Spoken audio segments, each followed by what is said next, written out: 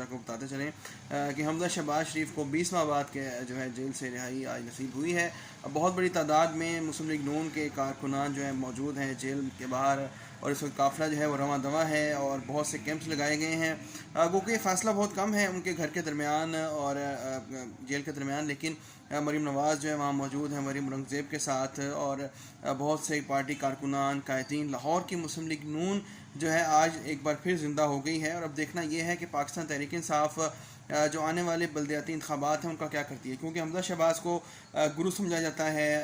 Local politics کا، اور ابھی ہم نے دیکھا ڈسکا میں مریم نواز نے بھی بہت خوبصورت انداز میں جو ہے لیڈ کیا ہے پارٹی کو۔ اب یہ دونوں کزن جو ہیں مل کر اب دیکھتے ہیں کیا کرتے ہیں، کس طریقے سے پارٹی کو ریوائیو کرتے ہیں، اور آنے والے دنوں میں جو ہے پنجاب کی پالیٹکس کس جانب جاتی ہے وہ اب فیصلہ ہوگا۔ اگر یہ دونوں خاندان مل کر آگے بڑھتے ہیں شہباز شریف اور نواز شریف کے، تو مسلم لیگ نون کو بلا شبہ آئندہ اقتدار میں آنے سے کوئی طاقت اللہ کی رحمت سے نہیں روک سکے۔